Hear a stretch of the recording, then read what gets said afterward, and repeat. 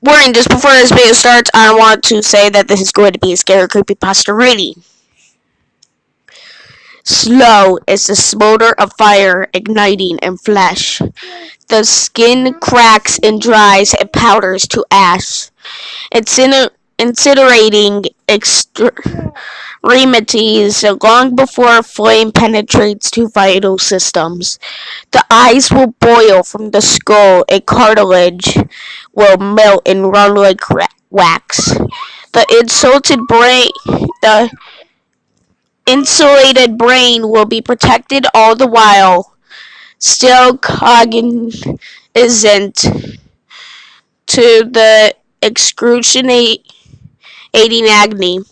Bones will splinter next, molten marrow liquefying like hot lead before exploding in a shrapnel to puncture the insides. The body will attempt to cool its essential organs by redirecting blood flow to the skin, where it will evaporate into great clouds of steaming red. Finally, the heat will become too intense, and the organs will start to swell and explode one by one, sending supernovas to anguish through the dying victim. The onlookers thought that Grandmaster Jacques de Molay was long dead when dry words spoke out of the inferno for a final time. Dulce qua a tor eta peche.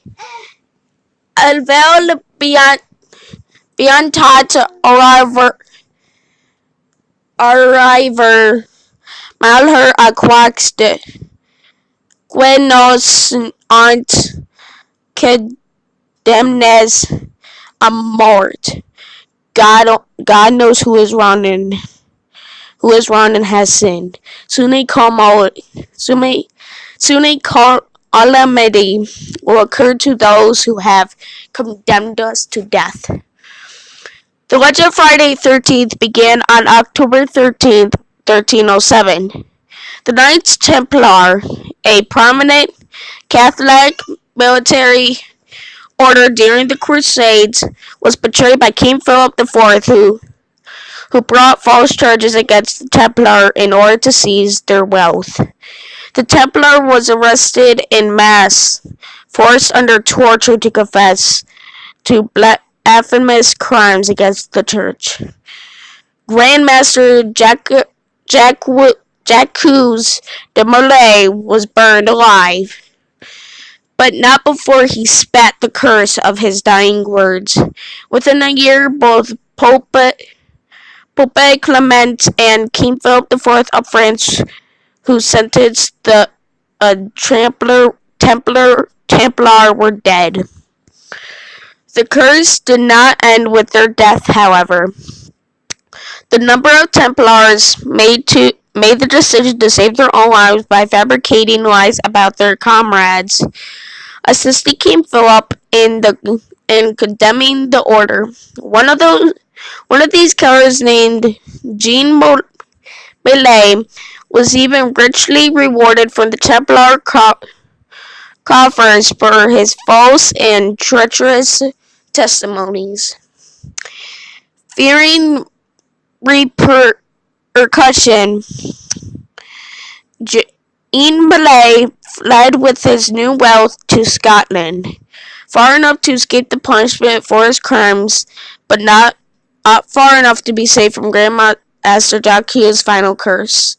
Within a year, Jean would be dead as well, although not before he fathered a son to inherit his legacy. 710 years since that fateful day, Jean Millet's descendants have since spread across the globe, carrying with them remains of the Grandmaster's curse. I myself am afflicted, and I am writing this down to warn all those who may also be descendants without knowing it. It will begin on a Friday, October 13th, an itchy, burning sensation in your nose. Perhaps nothing more than a cold at first, but wait to act at your own risk. The burning will spread down your chest, making it feel tight and difficult to breathe. You'll sweat like you have a fever, and your body will start to feel warm as the blood evacuates your vital organs. Once you've reached this point, it's already too late. The fire has lit inside you, and no medicine or artifice will be able to save you from your fate.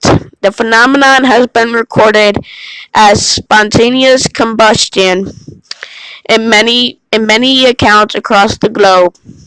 It will only be a matter It'll only be minutes from here before you are reduced to ash, choking all the while on the noxious fumes of your own burning flesh. You who bear this curse have strayed too far from God for him to save you. I don't want you to worry though, because there is another who listens to the desperation of a midnight prayer. Do not concern yourself with his nature. It's enough to know that you are in need and he has the power to help. Pray with all your heart as the fire rages inside you. And when the voice answers, you must do as it says. The voice will tell you what ingredients you need to gather. Blood is common, so it may be wise to have some ready before the symptoms begin.